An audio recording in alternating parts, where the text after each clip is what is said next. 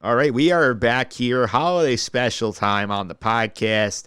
You just heard from Anthony DiComo, the author of The Captain, the David Wright biography, his big league career. Join me today now for the next part of the show where we take a trip through the year and some of the most memorable moments of the podcast in 2020. The unofficial co-host of this podcast, big Met fan himself, Will Schneiderhan. Will, welcome back. How are you? Great, man. Happy to be back. Happy to be a Mets fan. Yeah. Yeah, year 2 us doing the holiday special. I gotta say, the David Wright book was definitely a lot of fun. I'm excited to read it. I have not read it. I admit it. Big Mets fan. Have not read it yet, but I am excited to read it. And of course, Dakota, a nice sell on that. So getting excited to break into it. Yeah, great job by Anthony DiComo earlier talking about that. And now we're gonna have some fun. We're gonna take a trip down memory lane for 2020. So I pulled some clips from the year of us going through the year. We did this a year ago. We kind of bounced around. This year we're going to kind of go in chronological order because I feel like this year sort of has a journey. Because obviously we had this month without sports. Just sort of, right? Yeah. January, February, pretty normal. We lost a bunch of months along the way. We're still not back in normal. We did have some sports along the way, but there is podcast the entire year. So a lot of fun stuff going on here. Yep, love it. Right? You ready for our first destination? Let's do it. Yeah, we start out actually back in January. And can you believe that this was this year? That Derek Jeter was elected to the Hall of Fame this year. You remember that? Jeez. I remember it. It felt like it was about 5 years ago, though. It does. Because obviously because of the pandemic, we couldn't get him inducted into the ceremony this fall. He's gonna get pushed back till next year with a potentially bigger class, maybe not. But I had Rick Cerrone on the podcast in episode 95. We talked some Derek Jeter stories. He had this interesting one to talk about the time that the Yankees almost replaced Derek Jeter before he even got started. Let's listen to Rick talk about that. Jeter, in my opinion, was planned to be the shortstop for the 96 Yankees. And what I remember Joe Torre coming back from like an organizational spring training meeting up in the conference room in brand new Legends Field. And he came into his office where I was sitting there waiting for him. I knew it would be a 3-hour meeting or something. So now I'm waiting in his office. And he came down and he kind of, with a pained look on his face, dropped his binder onto his desk and like shaking his head. And I said, "What's up?" He goes, "Would you believe what so-and-so just said up in this meeting?" Now, this is one of Steinbrenner's inner circle of, former GMs, scouts, pitching coaches. He had a whole, cabinet of people that would be in spring training. And he said, he just said, "We can't win with this kid Jeter at short. We got to go out and get a shortstop." And then for a while, there was that talk of that they were trying to get Felix Fermin, who was one of my guys in Pittsburgh, and I think now is with the Mariners, to play shortstop. And the name being bandied about was Mariano Rivera. So thankfully, Jeter was the opening day shortstop. We did not trade Mariano Rivera, and the rest, as they say, is history. Can you imagine if the Yankees had traded away Mariano Rivera to replace Derek Jeter?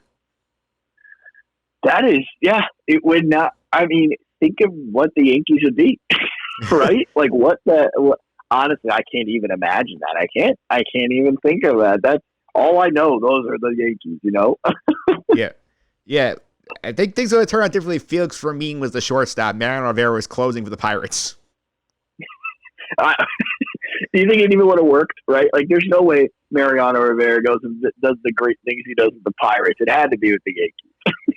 Oh, it absolutely had to be with the Yankees. And there's definitely a fun time. Check out Rick's Memories of Derek Jeter, episode 95, if you want to go back to January. I think now we'll go ahead a little bit. We'll go to February. We'll go to the Super Bowl. We'll go to the recap. I usually do this with Joe D'Aloisio every year. So episode 97, we did our recap. The game itself was fun, but I did share quite an interesting party story with Joe because I don't know if you were aware, but you have to call out the party fouls when you see them, correct? Yes. Yeah. I found one at my Super Bowl party. I shared it with Joe. Let's hear from episode 97 the story of the party foul.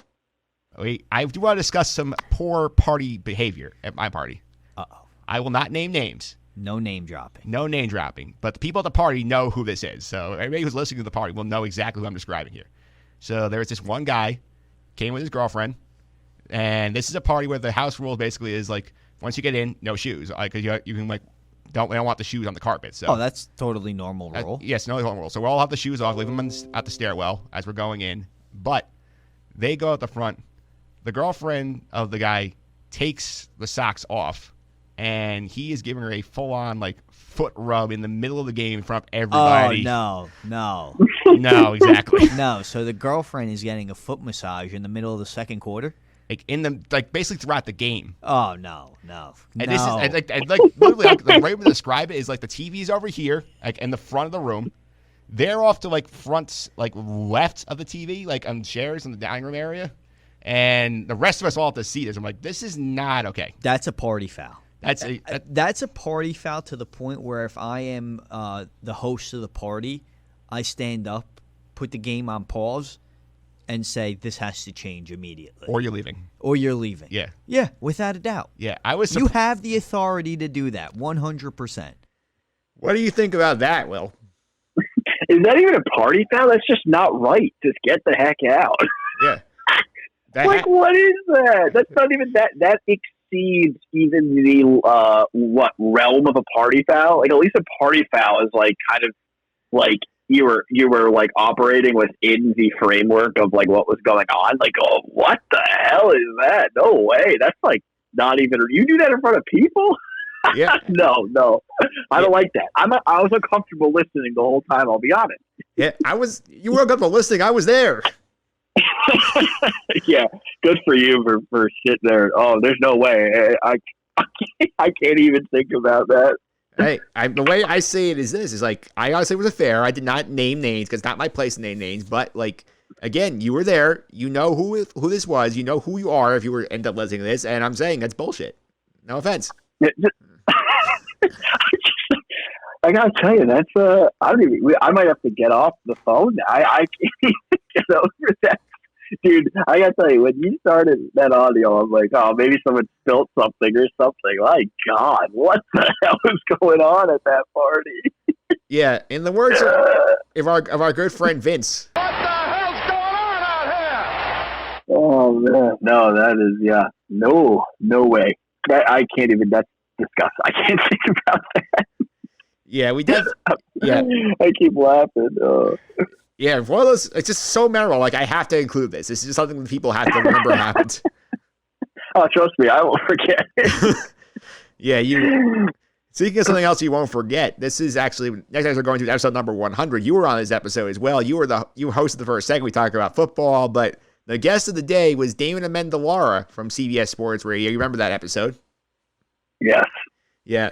I went back and listened to some of that, and DA did have a prophetic statement about the Yankees, and this is something that happened back in February, back in spring training, not even getting to summer camp, but this was DA's take on the Yankees. This was coming right as they were getting all these injuries. Aaron Judge had just gotten hurt. We had James Paxton hurt, Severino hurt. Here's what DA had to say.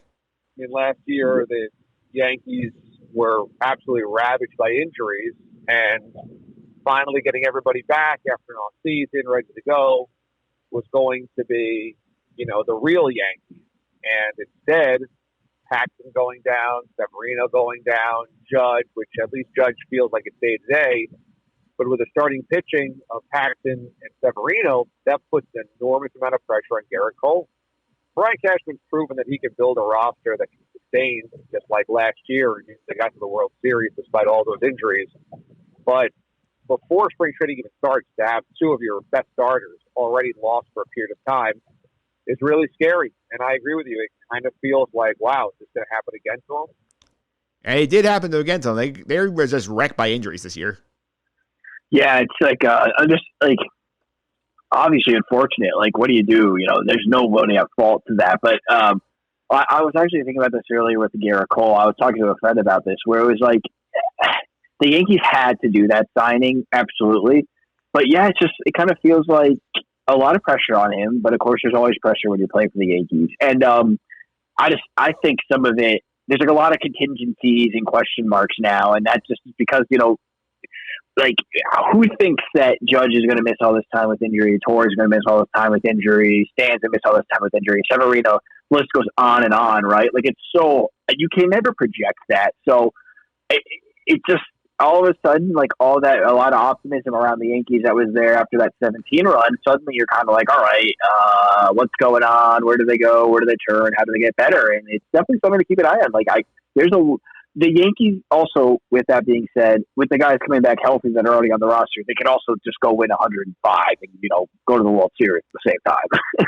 Yeah, right now we don't know what's going on with the Yankees this last season. It's going to be a little quieter for them than usual because of the pandemic. Well, I think that's our only Yankee clip aside from the Jeter one, so we're going to stay away from them for a little bit. Let's go to the next week, 101, basically one of the last episodes before the pandemic. We did do college basketball episode with Zach Braziller, but the story here was, I don't know if are you a big Curb Your Enthusiasm guy? No, honestly, I've never really watched it. I'll be honest. I know it's highly rated. I haven't gotten into it. Well, there is one episode you should check out. It aired this week. I broke it down with Martino Puccio. This was about the New York Jets. Oh, gosh. And their attachment to one of Larry David's friends named Carl, who we find out suffered a tragic fate because of the Jets. Oh, no. And I talked about this with Martino Puccio in 101, so here we go. My goodness, the Jets killed him. Yeah. I mean, look, I was cracking up when, I mean, it's a horrible thing that happened within the show, but it's just still so funny. It's absolutely unbelievable. How it honestly perfectly encapsulates everything it's like to be a Jets fan. That there's just so many situations that you could point to over the course of time that they don't make your life better. Watching the Jets on Sunday isn't enjoyable. It's not something that you really look forward to because there's lots of difference. Yeah, and I also like the reference to the Knicks a little bit. That was pretty funny. I feel like that pretty much sums up what it's like to be a Jet fan because that poor fan Carl got himself so worked up about the Jets losing, he ends up dying, and then we spent the whole episode making references to things like Austin Safari and Jenkins fumbling through the end zone. It was just perfect Jet material for you. Yeah, it's been tough fun as a Jets fan, man. It really has. I actually have seen clips from that. I know that I saw some stuff from that scene, but yeah, if you're a diehard fan, man, I'm sure it's just. Since what? When did they last go to the AFC championship game? 2011, 2010? Yeah, 2010. Yeah, just a lot of cycling, personnel, coaches, and stuff through. So yeah, I mean, if you're into it and you're investing that much time into it, it has not paid off to this point. But hey, I'm optimistic. You gotta be optimistic. That's what keeps you alive. The optimism, right? Yeah, well, hopefully we're being optimistic we get the number 1 draft pick and Trevor Lawrence is here in a couple of weeks. So we still have to see. A couple more games to go. Listen, there's a lot of good things that can happen. It's literally just in a year. So I'm excited to see where this thing goes. Yeah, and obviously this is right before the pandemic hits. Pandemic hits, all the sports go away. So this is in March. I was planning to do a whole slate of March Madness shows. But one thing that did save us, we did get the NFL free agency period. We had some crazy stuff happening in there. Yes. Do you remember the craziest thing of that first week of NFL free agency? I'll be honest with you. Hell no. Yeah. I don't even remember that far back. Yeah. Yeah, well, there was a coach in Houston named Bill O'Brien, and he did something very stupid. Okay. It jogged my memory. Yeah. He did something very stupid. I had our mutual coworker, Matt Verderan from Fanside on doing an NFL free agency preview. He shared some thoughts on Bill O'Brien making this trade. So let's listen to Matt talk about the DeAndre Hopkins trade. Look, you don't trade DeAndre Hopkins, first of all, ever. Okay, 27. He's a 3-time All-Pro. He's on a very palatable contract for how good he is. This guy's a Hall of Fame level player, and they traded him for a second rounder and a swap of 4th round picks. That makes beyond no sense. I mean, it's just honestly, it was so bad that when it happened on Monday, the trade couldn't become official to the new league year on Wednesday. I thought that ownership would step in and tell him, you are not making this trade. This is insane. We can't do this. But they did it. Yeah, they did it, and it did not work out very well for Bill O'Brien. Nah, and Matt's like, dude, you never. And Martino, I think we've had this discussion with Martino in our group chat. Like NFL trades, you never do that. First of all, okay, maybe you trade DeAndre Hopkins when he's 31 and the contract's getting a little or something like that. I mean, dude, you're never going to get value in a trade. I absolutely understand that. But this, what do you get back with David Johnson? Listen, I'm not trying to be mean about the guy. He's probably a great guy, but oh my gosh, he's past it. Yeah. And not to mention, you're a guy who you think is going to be the future quarterback. And you take away a wide receiver. It's like, hey, Patrick Mahomes, this guy Tyreek Hill. Yeah, no, forget about it. We'll trade him for a second rounder. Trust me, it's all good. You'll be fine. Yeah, and we know what happened to Bill O'Brien. Now, if you're getting ready for work right now, then you're probably not Doug Bill Collins. O'Brien. The Chicago Bulls head coach was fired in the supply of beer yesterday. Yeah, you got so he was the first coach to get fired this season. I think well deserved. It was, even before the Hopkins trade, that was probably a little bit overdue. It definitely was a little bit overdue. And speaking of coaches who are probably a little overdue to get fired, we have to talk about our team a little bit. I did speak. We go ahead to later in the month. Later in April, we're now in April. We're getting ready for the NFL draft and stuff. I had Brian Costello from the New York Post on talking about the Jets. I asked him about Adam Gase. What was the most important thing for Adam Gase this year? Here's what Brian had to say, and we'll judge how this went. To me, the biggest thing for Adam here, too, is Sam Darnold. Like, Sam Darnold has to show proof. That's where Adam has to make the biggest move. I think, he was rolling to help them along and help the offense. The offense was 32nd last year. They had a lot of injuries, like we talked about before, but they still should have been better than 37.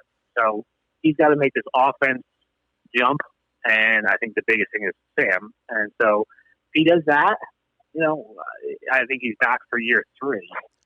Well, I don't think he's done that.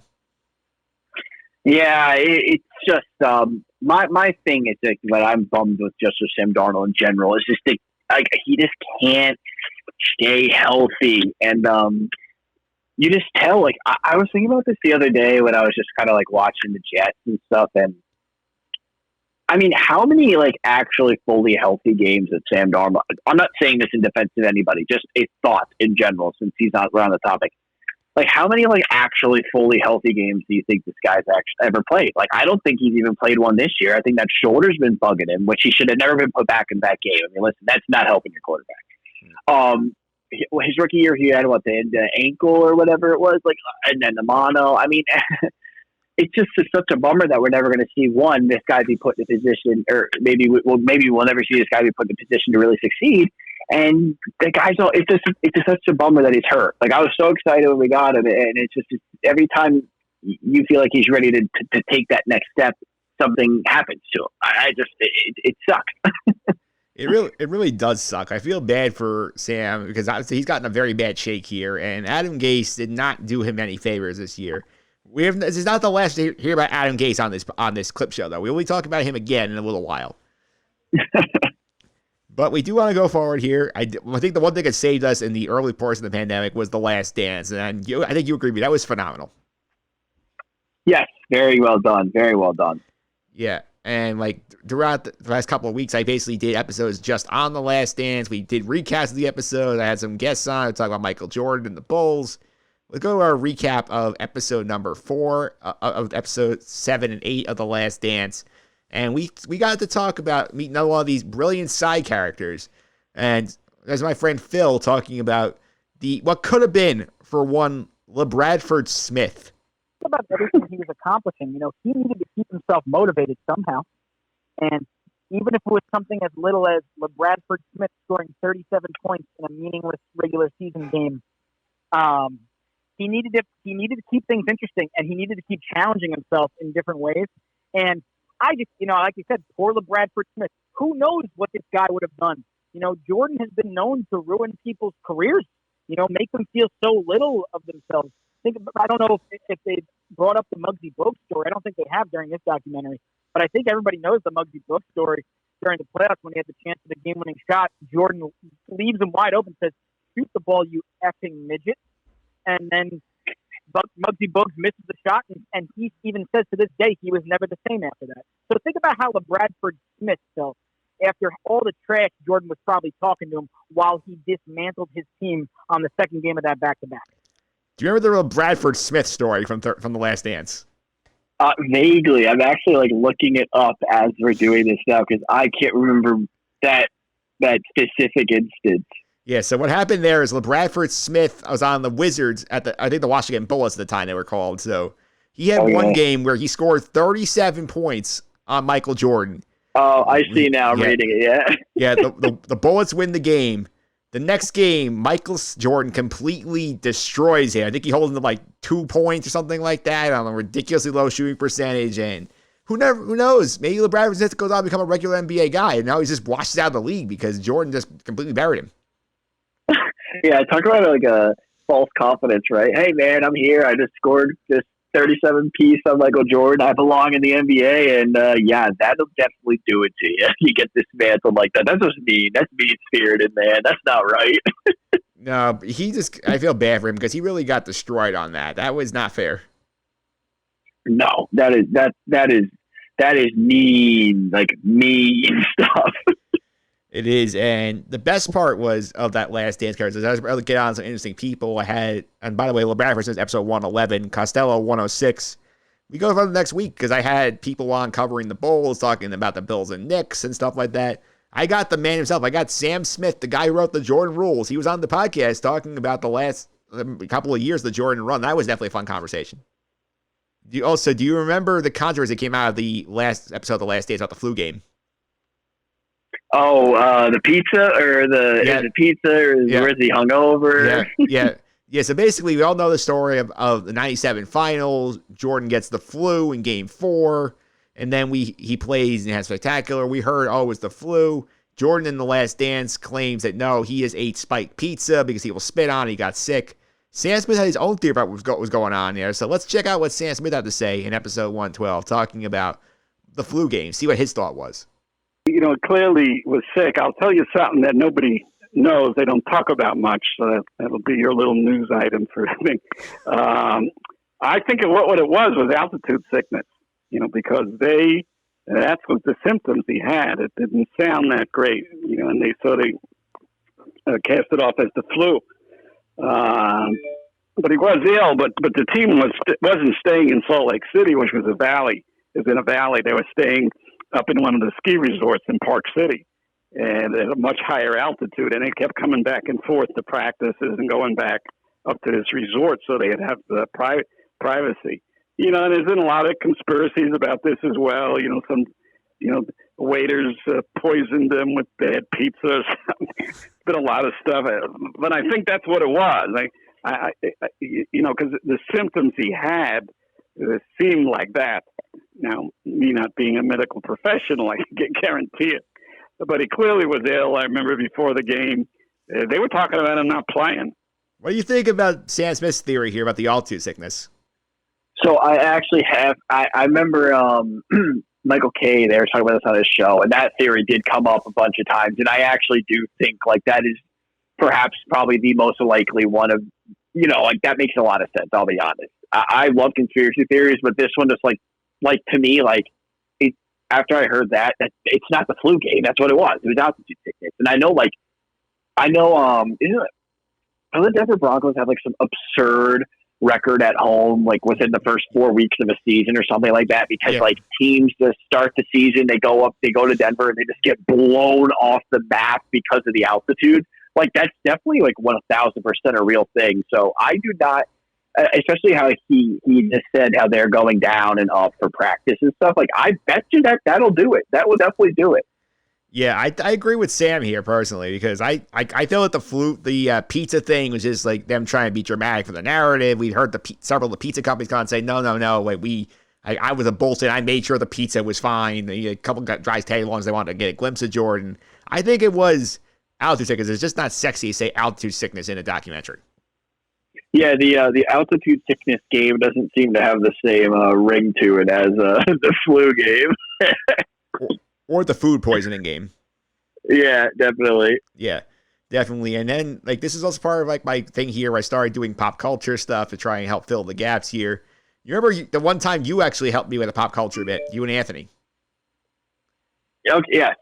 Yeah, when we took a look at, obviously ESPN did a run of 30 for 30s there, starting with The Last Dance. They did the Lance Armstrong one. They did the Bruce Lee one. And then we watched something. It was something. We watched Long Gone Summer in episode 117, the recap of the McGwire-Sosa home run chase. This is with you, me, Anthony Sarbellini, the baseball beat. Here are our initial thoughts on Long Gone Summer. All right, you can get out if you actually want to watch this thing, but boy, this was bad. It was bad. It was terrible. It was just, I mean, halfway through it, I felt bad that I thought it was bad, and then I was like, no, this sucks. This is just bad. I'm not the bad guy here. For a 30 for 30, it's very shocking that was what the final product was. I mean, like, what the heck was, like, listen, guys. So if anybody's listening to this and they're still thinking about watching it, go on YouTube and just look up a montage, because I'm sure there's one that exists of the home runs from that season between the two. Save yourself an hour and a half. I think that was good advice, Will. Yeah, I still stand by it. I don't like to be like I still don't like to be like overtly rude and stuff like that. But I got to tell you, man, that I love that story and I wanted it to be good, and it just was not fun. It was so boring. Like I said, man, go on YouTube. You got like 15 minutes of the montage and go on with your day. I also think the thing that threw me off about that, I remember this, is like the fact that they were shooting games with like people wearing the modern jersey and trying to spin it off. It's like, oh, this is footage from the 90s of the crowd. Like, no, it's not. Here's a few fans of some Kyle Schwarber and Matt Carpenter jerseys. It's like, oh, that's weird. I don't remember him batting behind Mark McGwire. Yeah, I think Kyle Schwarber remember like 2 years old when Mark McGwire was doing that. Yeah. I wasn't into it, and I'm sorry, I'm laughing. Oh man, I must have not liked it a lot when after that. How we have to recorded that right after we watched that. I was fuming apparently. Wow. Yeah, if you want to listen to us take a dunk on that, go back to 117. That was when we talked a lot about that situation because it was not good. Yeah, no, I do remember it. I would not recommend that. Yeah, absolutely not. And this is also in the build-up to, obviously, we go through the labor issues. Baseball gets back on track. We have summer camp.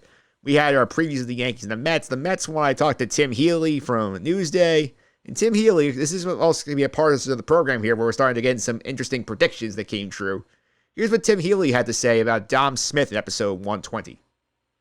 He is among those who stand to benefit from the DH at-bats. And, like I said earlier, we'll see how that shakes out with Cespedes and whatnot. But he's absolutely one of those candidates. Right now, he's a first baseman, left fielder, pinch hitter type, and with probably some DH at-bats thrown in. And when I say DH at-bats, that might take the form of Pete Alonso DHing and Dom Smith playing first that day. But the point is there are extra at-bats to spread around, and I would expect Dom to get some of those because he showed us last year that when he gets the chance, he can hit. Yeah, I think Tim nailed that one. Just a little bit. All Dom Smith did was be like a borderline MVP. Yeah. He had 21 doubles in 50 games. That's absurd. Yeah, and think of it. How many homers did he hit? 10.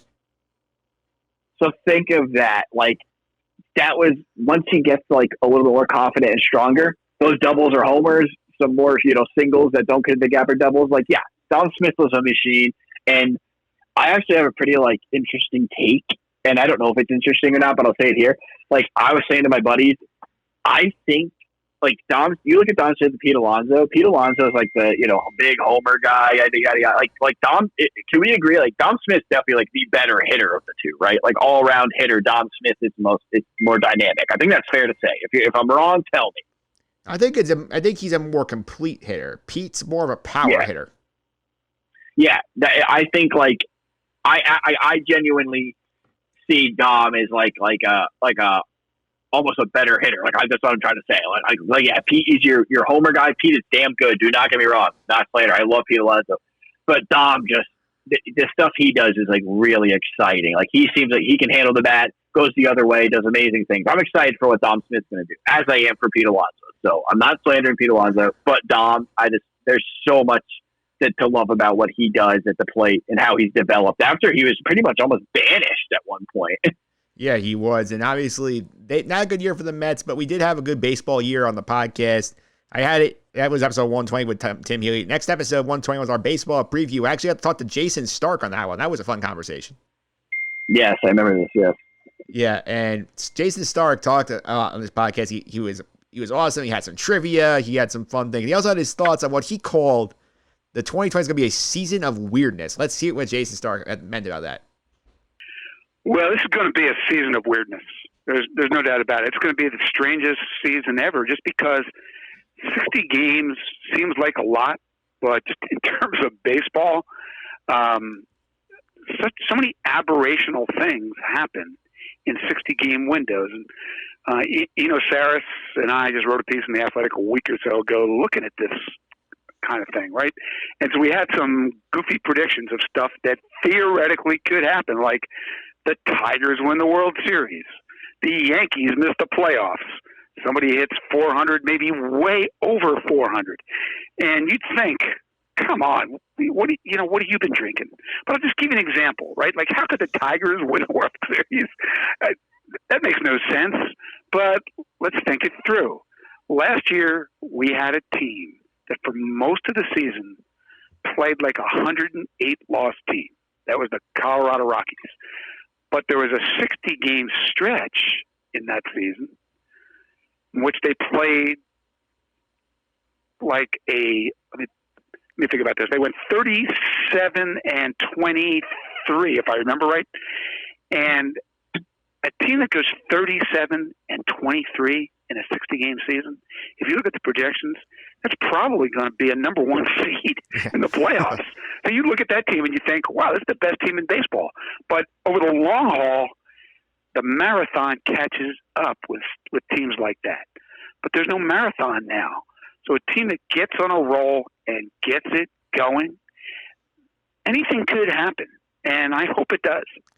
Yeah, I feel like you could substitute the Marlins in there for the Tigers in terms of being that team. I feel like that a lot of weird stuff did happen this year. Yeah, I mean, who thought the Marlins were going to make the playoffs, let alone be 500? But, yeah, it was I'll put it this way. It was a fun season, but hopefully a season we never have to endure again. A lot of fun things did happen, but I just not into it. Was fun to have baseball back, but let's be honest, like you said, it's just like Jason said, 60 games. I think he was politely suggesting 60 games is a fluke. Yeah, I think that was a very polite way of Jason to phrase that. Very much so. The one thing with the short season did help, though, was it's also the same episode you, me, and Anthony on the Baseball Beat did our baseball preview episode 121. Like, if you listen to some of our picks and went to Vegas, you could have made some cash. Hey, yeah, man. Dude, I got to tell you, the Cy Young picks that he and I put together, I don't like to puff my chest. But, wow. I tell you, I thought that was pretty bold. And they both paid off.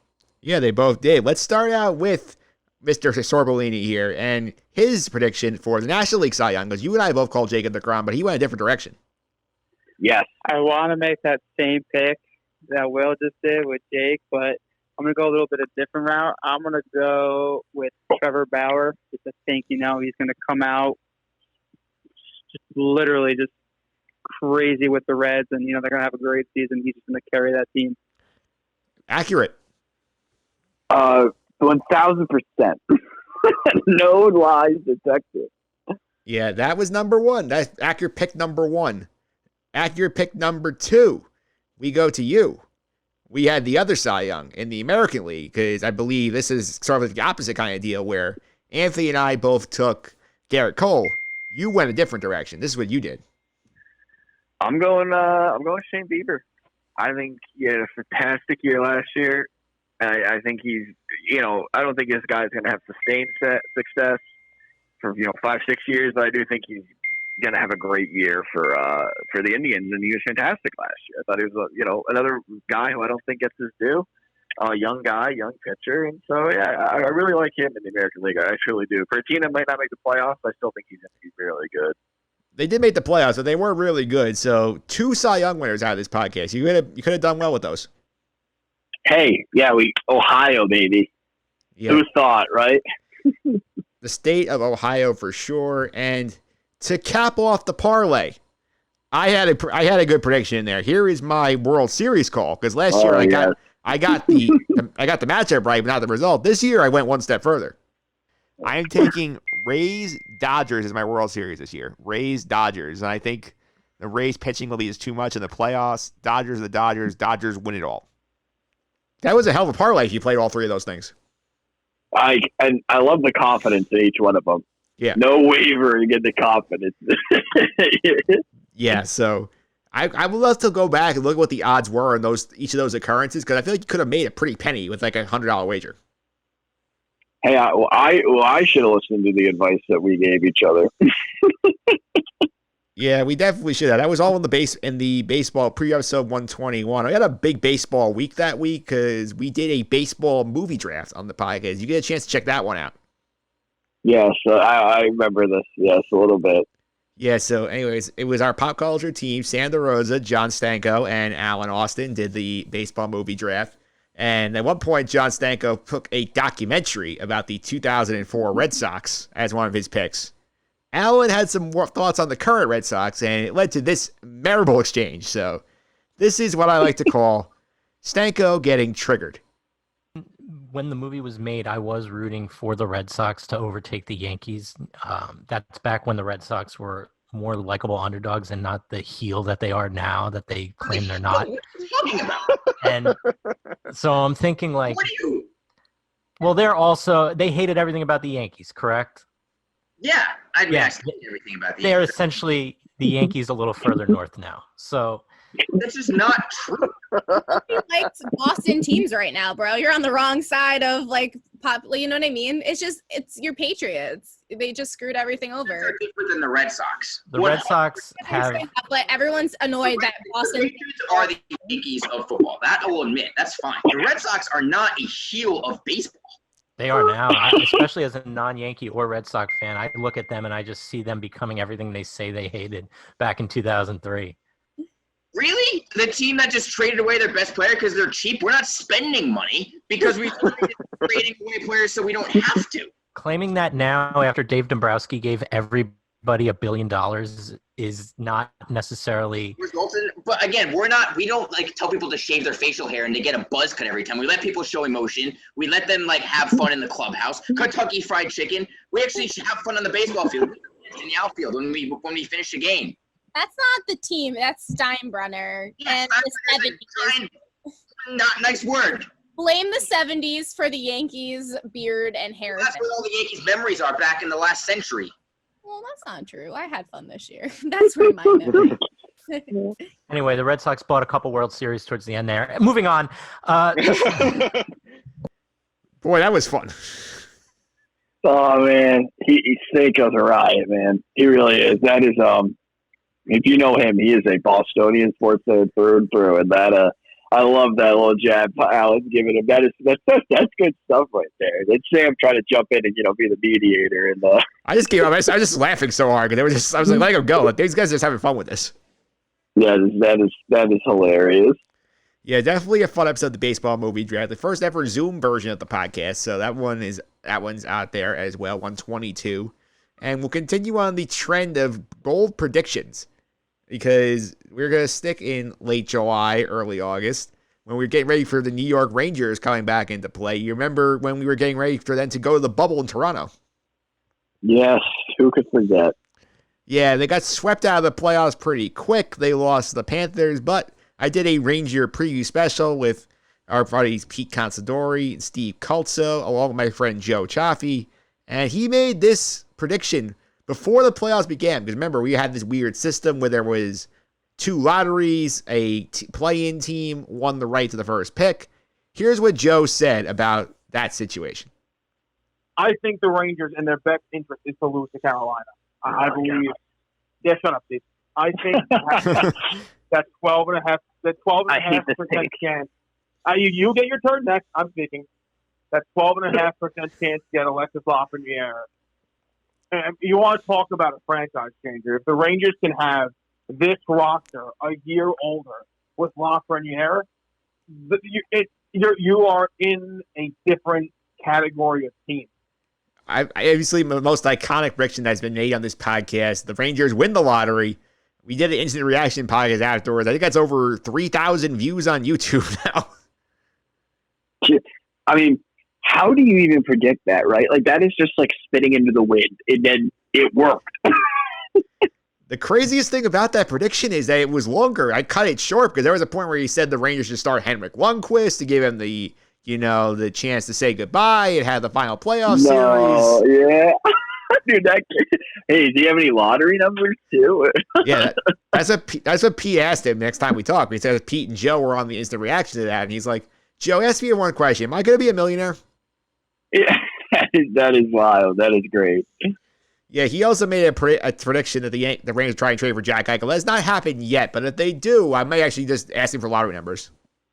I know people have been clamoring for that. I've seen that in the Twitter sphere. Don't know if there's much truth to it, though. Yeah. I don't think there is, but we're going to move ahead now. We're going to go to September. We're going to go back to the Jets because we had to talk about the Jets a little bit more. Talk about Adam Gase again after week number 2 when they got blown out by San Francisco's B squad when they were taking on the 49ers. And I had my good friend Kevin Lillis on. We're doing the picks for week 3. We were talking about the Adam Gase situation. I pulled some audio of Adam Gase having excuses for why his team couldn't perform. And what happened next, I think, was a lot of fun. So let's listen to this from September, episode number 138. We were moving the ball early. We moved the ball. We got to finish in the red zone. So is this like a successful day for you on offense? No, we moved the ball at the beginning of the game. Then we had some injury issues. We were down to 2 wide receivers. Let me get this straight. In the game, when the 49ers had 9 starters out of the game, we're blaming injuries on the Jets? Come on. Yeah, I hear that, and it sounds like a certain person at a certain level of politics in this country who seemingly does not want to, admit to details that are being brought forth in front of him. Like moving the ball. Yes, the ball moves. That's how the game works. There's no one restating that fact. Yeah. The problem is you don't move the ball enough. Yeah. And let's get one thing straight here. Yes, Brashad Perriman going out hurts the offense, but and the 49ers are playing without George Kittle, Richard Sherman, Deebo Samuel, Mostert, Jimmy Garoppolo, Nick Bosa. You can't make the excuse about injuries.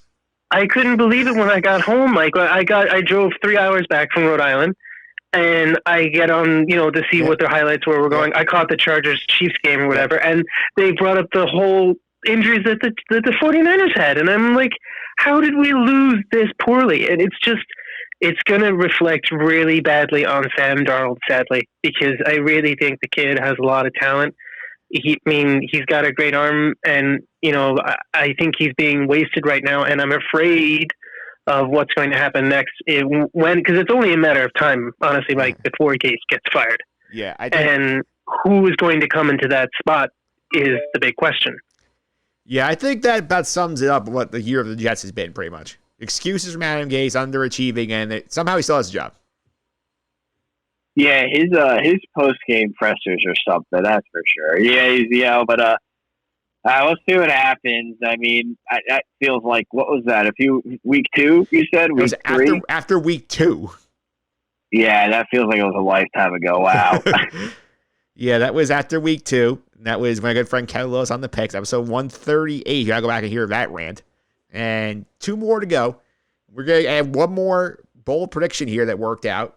We're going to go to the Masters in November this year. Can you imagine? Can you still believe this is so 2020? We had the Masters in November on a football Sunday.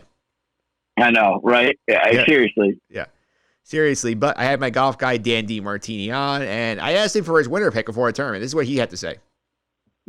My personal opinion, if I had to pick somebody, Mike, I think I would have to pick Dustin Johnson, just because of how he looked last week. And when he is putting well, it's really hard to catch him. We've seen it a few times in the past 2 years now. And when he's making long putts and mid-range putts, not too many can stay with him. So that's who I'm going with. And he was right. Just a little bit. No, that definitely a bold take because like I don't remember many people like not bold, but like I know a lot of people kind of had him, but I don't remember his name being the one that was thrown out a lot. No, it was all Bryson DeChambeau at that point. Because I was talking about how he was bombing the golf course and he was changing the way golf was played. Dustin was still like number one at that point, but he was not the most popular pick going into that. No. He was not. And last but not least, we're going to do a little pop culture to end it here. Our pop culture correspondent, Sandra Rose, has been on quite a bit this year. We've been doing a lot of pop culture content.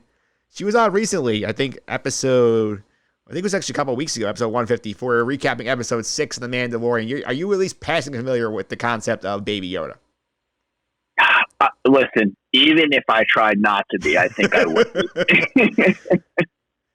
Yeah, so anyway, there's this one episode with Baby Yoda, episode 4 of the second season. Sam was on doing the recap with me, and the Mandalorian was going off on an adventure. They were going to go destroy an Imperial base. Obviously, you can't take the kid along because it's dangerous for him, so they dropped the kid off at the school.